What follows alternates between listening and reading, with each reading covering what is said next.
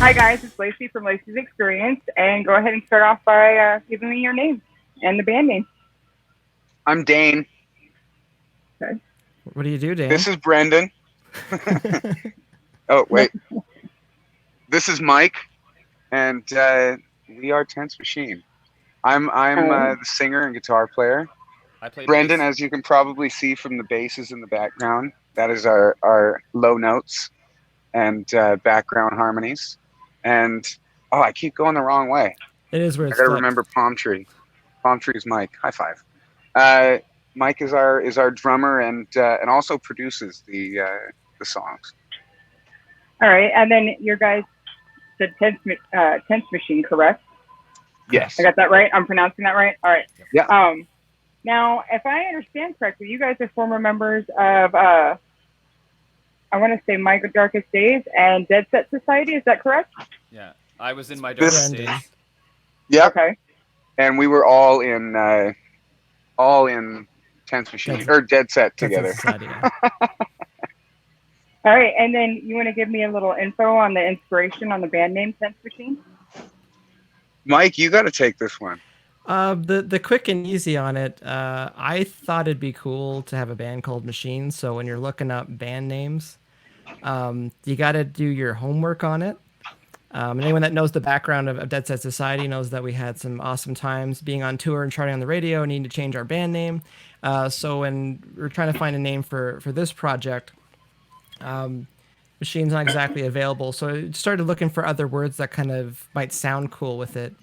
I think we're all kind of 90s kids, 90s fans, and there's bands like Pearl Jam where you're like, what does that actually mean?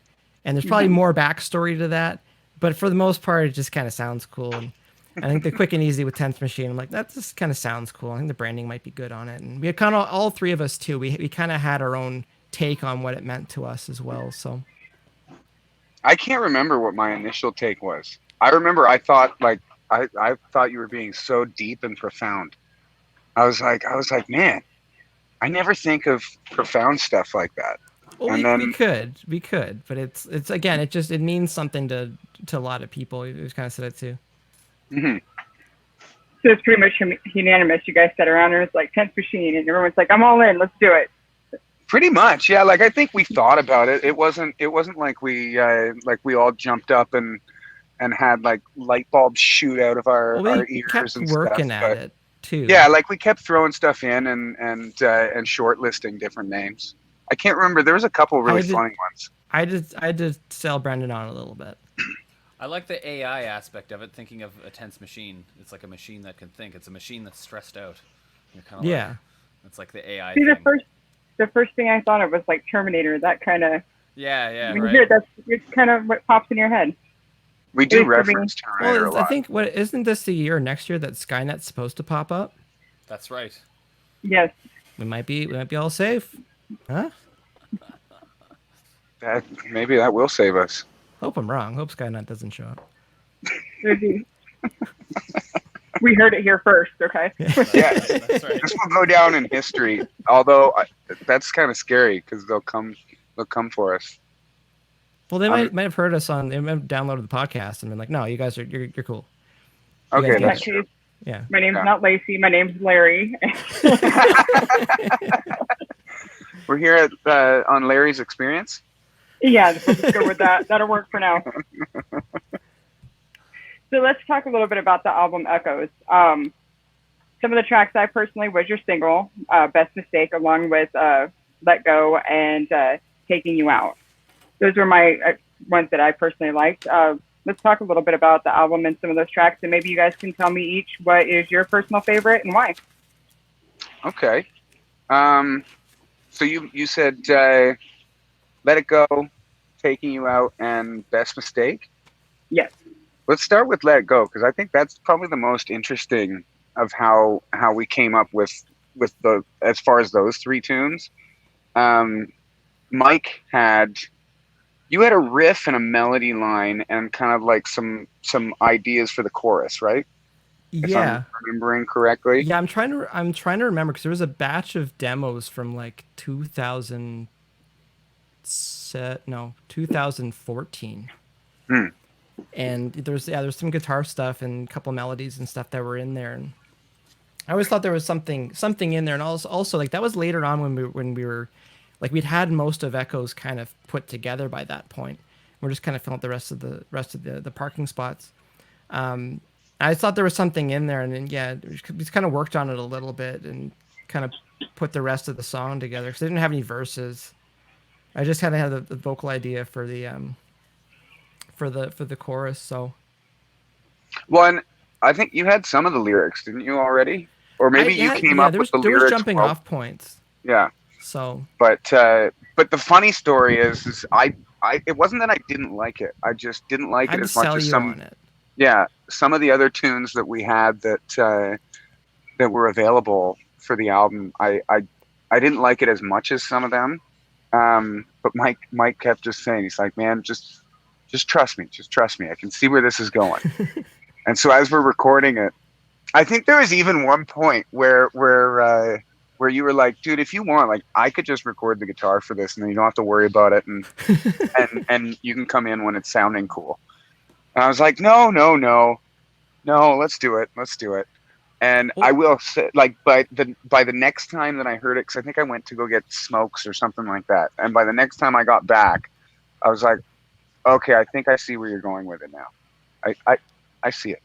Well, there was elements of where the vocal was, and I not that I want to talk about this for an hour, but there's elements of where the vocal was because all three of us we've gone through the grinder as far as like songwriting with pro writers and other producers and just certain ways of approaching things.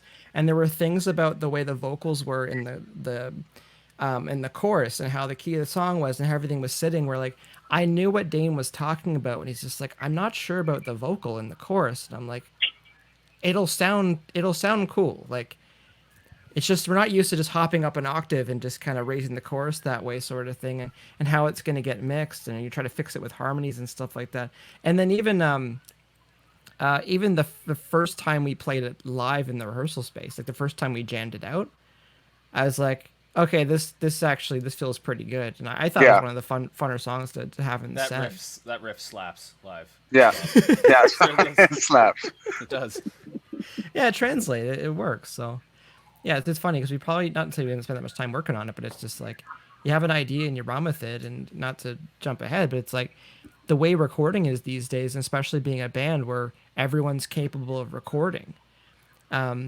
It's easy for us to try stuff and just get it done, like put it down and then put it out, and it's not a big deal. We don't need to go through a bunch of channels and spend a bunch of money to try to get that stuff done. We can just record it and try it. So, a lot of stuff nowadays we can get from home, right? Yeah, I mean, kind of hacked it now with everything. Yeah, well, and that's where we've had a leg up with a lot of the bands out there because like we can all still work at home. It's nice when we can get together, but we can all still work at home. Yeah. So, well, on Taking You Out and Best Mistake, both of those ones were kind of that because those were songs that I had started kind of getting the idea for when we were working on the second Dead Set album, and so when we were going through tracks, it was kind of evident that they didn't really fit Dead Set's style as much.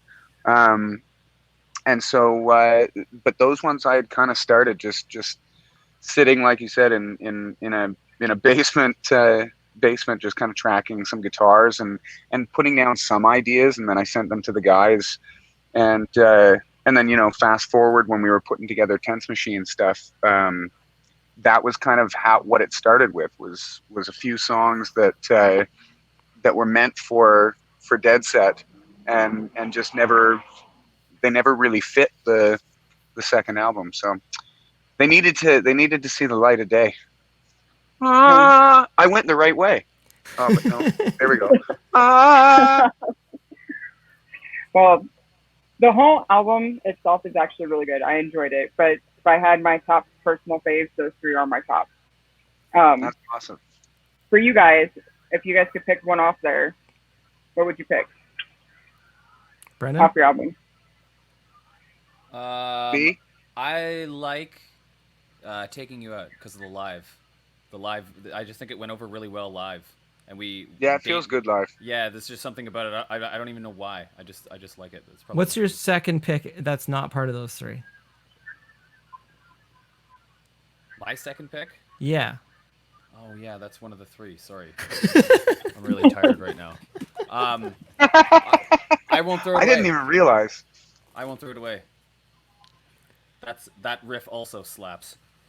Yeah, that one definitely stops live. Well, that Right. Throw It Away was I think like the first song that kind of kicked everything off. Yeah, Mhm. no, it was. Yeah, that was kind of like when we were trying to figure out like the direction. It's like that to me was kind of the, not to say the blueprint, but it's like, okay, that's kind of the ballpark of what we're. Us in a nutshell type thing. Yeah. Yeah. Yeah. So No, I would agree. What's yours, Mike? my favorite picks, I still Freak Like Me, because Brendan played us that demo, because I was kind of back in the My Darkest Days. Was it back from My Darkest Days? No, that's pretty new. No, that's just like, okay. But it's like Brendan's behind some of the riffs. Like Brendan's, Like a Nightmare from Dead Set. Like Brendan's kind of the mixologist of that riff. And then with Freak Like Me, he had a big part of that as well.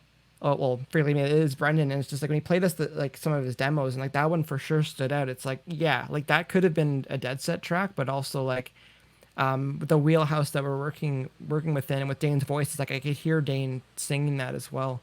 So that was one of my favorite tracks on the record, just how it came together. And, it was, and that's a tough thing, is writing for someone else's voice. That's a really tough thing. So when it works out, it's like, yeah, that works, right? Because Well, and the cool- you never know if it's that's a hard thing. I don't know if it's gonna even work with Dane singing it. I can guess, but yeah, The cool thing for me is, going in to sing a song that like the melody's already, and like the attitude is already there and stuff like that. I think the cool thing is when we do get down into the studio,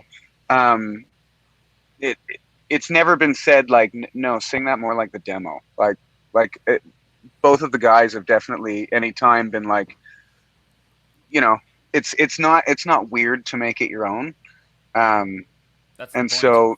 so it definitely, it was easy to do, because when a song's good, it's almost like how you can sit and listen to, a hip hop tune or a country tune or, old bluegrass. And if it's a good song, it doesn't really matter how you want to do it. It's pretty easy normally to translate.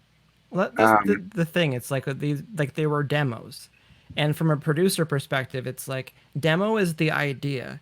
If we were covering it, you go, well, that's how it goes. It's the difference between this is the idea versus that's how it goes, and everything that we brought to the table, it's like this is the idea. Yeah. So, It worked out beautifully, I think it. well, thank Sounds you. like, to me, it did. It feels good. It definitely all- feels good. I would we're- agree that Freak's my favorite as well. Like we've all worked together a lot too over the years, and like Dane and I have known each other for like 10 plus years at this point too. So like you can throw an objection out to something and not take it personally, Hmm. because you're everyone. I always tell bands too, it's like as long as everyone's on the right side of the boulder pushing up the hill, you're good. It's the second people you stop pushing or people start making things more difficult than they need to be, it's like that's when you're not exactly in it together. And especially when you're 'cause a lot of ego can come out when you've got demos and you're trying to do songwriting, because you get really attached to something. And even again with Brendan, as My Darkest Days history, it's like you've worked with some big writers, and it's like ego can definitely play into the room when you've got 4 or 5 people in a band, and everyone wants cut on writing and stuff like that. And with us, it's like just split it 3 ways, the best you can split 100 3 ways, and it's like you don't worry about it. Everyone's looking for the greater good, so it's easier when you're writing and you're showing demos to people, because you know that everyone's on the same team trying to figure out like what's going to make it better, what's going to push it forward. So Yeah. Well, and I will say, if there was one that I would say to bands that are trying to really give it a go, that would probably go farther than anything else, is split your publishing evenly. Take the ego out of it. And obviously it's maybe a bit of a different story if you've got one person that it's more their project, but if you're a band and you want to be a band and make everybody feel like you're in a band, I want to try to see if I could say band one more time. But you know, you do those things because at the end of the day, Mike, you said it the best the one time or multiple times. You don't want, you know, 2 years down the line, one guy showing up in a Porsche and the rest of the band taking the bus. Taking the So bus. And everybody gets to, yeah. There was a Billy Corgan on Joe Rogan Yeah. episode, and Billy Corgan gets into it, and I was shocked. My friend sent it to me. He goes, "Hey, you might relate to this." I was like, No, it's a good about, one. about bands, and basically he was like, when Smashing Pumpkins first started getting big, the label guys came to him and said like, "Hey, you might want to share your publishing with the band." And Billy Corgan went like, "Why would I do that? They're my songs. I'll keep the money, and they'll be in the band, and that should be good enough." And he goes, looking back, he goes, "I really miss having that band." And he's like, "I didn't appreciate those people for what they did." And he's like, and the label guys were exactly right, because he's like, that exact issue just started to manifest itself in weird ways and eventually like broke that original lineup. And he's like, "I wish I could like still have that." And it just would For have what taken- it's he's like- worth, He's yeah. like, now looking back, he's like, I would have just given them some money if it would have just kept it going, because he's like, all the struggle and everything it caused Yeah. kind of wasn't worth it, you know. But I picked that up from, there's a U2 interview, and they said, "What's the secret to your success?" And they all started laughing, and I think it was the drummer, Larry Mullen Jr. said, "We split our publishing 4 ways." And you know who the writers are in that band. You know it's Bono and The Edge. But it's like, imagine being a band for what, like at this point, 30 years? Going Yeah. on 40 years? Yeah. Again, someone's got a Lambo and the rest of the band's riding the bus. It's gonna be a little bit of tension at rehearsal. Yeah. You're like, "How was your weekend?" "It's good. I worked a lot. How was yours?" "It's good. I went swimming and I went for a helicopter ride." Yeah, I could see that causing some issues. All right, so a little bit of random chat. Got it. Obviously, the world is a little bit, for lack of a better term, upside down with COVID and all these restrictions. How are you guys handling it? What are your thoughts? You know what? I think that it's definitely been tough for us.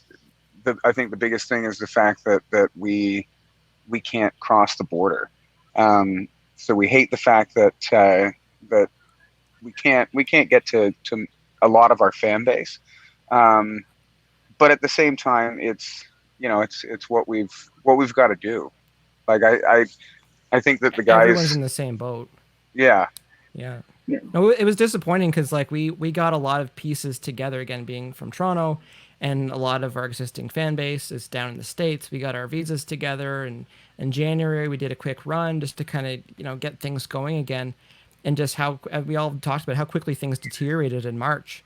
And like now your tours are getting postponed or rescheduled, and just everything just starts to go kind of downhill as far as that path. And as far as coping with it, it's like, I think we're looking 2 or 3 months out at a time to try to figure out if it's going to get better or get worse. And but a lot of bands in the same boat right now. But one of the things that we've done is just started treating our live streams as kind of that's our live, like that's as far as instead of doing shows, it's like we've got our Wednesdays and Sundays that we go and live stream and hang out with our fans and chat. And Dane's been doing a lot of acoustic performances and songs and covers and requests. It's like all that stuff makes for great content, and it kind of fills the void. But it is tough, because if you're I don't want to say if you're a serious band, but like if you're a serious band, like you kind of have to be looking to tour, because that's where the biggest revenue stream is.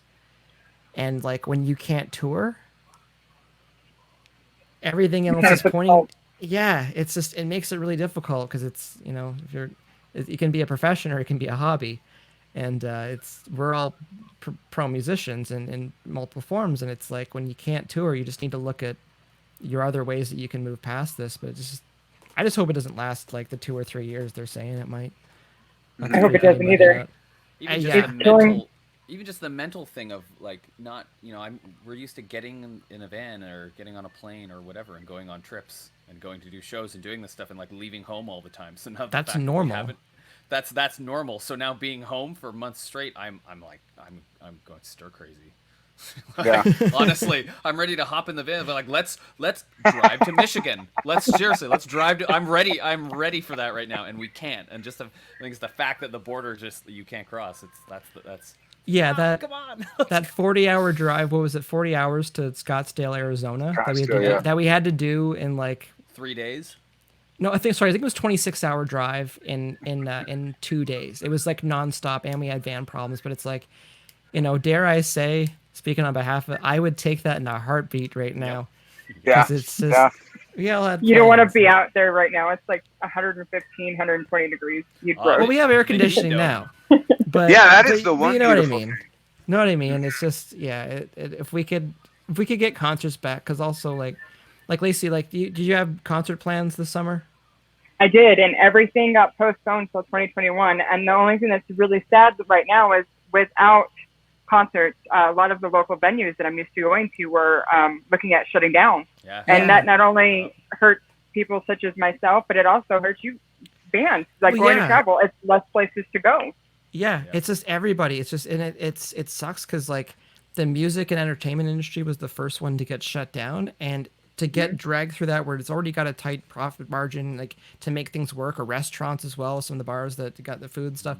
It's like the first to close and the last to open. That is pain for a lot of those businesses. So yeah, it sucks. We're all in the same boat right now. I hope we can find a way to make it so that it's people feel safe, and it is safe to get some concerts going, because Yeah. there's a lot of, because even what was it Rock USA, Yeah. like new band, doesn't even have their record out, and we're booked to play the same day as like Slipknot and Steel Panther and Insane Clown Insane Posse Clown and stuff. Yeah, Posse. we're freaking out on tour. We're just like, this is awesome, and then it gets closer to July, and we're like, it's not happening. This is not gonna happen. I'm really Oh. hoping by next year it's somewhat back to normal. I mean, think I'm so. okay with wearing a mask. I mean, just let me go. Yeah, it's Yeah. good to hear. I think so too. I think we'll get past this in the next 6 months. So Yeah. What are any current projects you guys are working on right now? Since More tense. we have a lot of home tents. Yeah, right. I was just Well, gonna say obvi- more Tense Machine. Yeah, that's pretty much. in the works of making like a second album, or just working on more of your live feeds and stuff like that for the year. Well, we're Yeah. definitely we're keeping on the live streams, but we haven't really solidified when we would be releasing. But we're definitely in writing and getting the recording. I would think sooner than later. Right. And any little final thoughts, shameless plugs, anything you want to add in? Boys, Wednesdays and Sundays. Yes. we Yeah. stream. Wednesdays are usually around 9 p.m. and then we got Sundays at 6. Sometimes Sundays at 7. Rarely Sundays. so at for 8. you, Sundays at 4. Yeah, we have that, and again, just follow us on our socials. Everything is just at Tense Machine, and make sure to subscribe to our YouTube channel, and also I would say to anyone that is fans of smaller bands, mid-level bands, do what you can, stream their music, visit their merch store, like anything you can do to help get things moving forward with everybody, because everyone's in a weird spot right now. Yeah. Much appreciated. Anything else? Dane, Brandon? No, he covered it. I don't know. I feel like if I say anything else, I'm That's just gonna everything. get I silly. don't know. Well, thank you guys. And when you can edit this out, right? Like right now, you can edit what I'm saying, Yeah, we can. Yeah. because we can go ahead and stop the live. Okay. Are we good? And Is there then, anything you want to say to end it? well, Well, thank you guys. Thank you for having us. Yeah, thanks. Well, It thank definitely you. was a pleasure. It's been honestly the first time since when I was supposed to go do some stuff in March, and literally the day before they canceled because of the pandemic. They had to cancel the show and everything, so it kind of put a damper. This is the first time. I am thrilled. It's still a little rusty, but I'm thrilled. Technology. Yeah, there's lots of ways. Like we just Skynet. started. We just started using StreamYard. because we wanted to get everyone on our live streams, and it's like Facebook wasn't able to do it. Instagram can kind of do it, and then Zoom's got a bunch of issues. But like StreamYard has been awesome for us getting together and live streaming, and so I recommend anyone that's doing interviews and stuff. Yeah, there's a subscription for it, but like it's the production value we feel like we get from it. It's totally worth it. Yeah. Yeah, it's pretty, and it was pretty easy. Dane told me about it User-friendly, today. yeah. I literally just found out about it today, and it took a few minutes, and bam, I figured it out. So Yeah, I liked it. It's awesome. All right. Well, thank you guys. Thank you very much.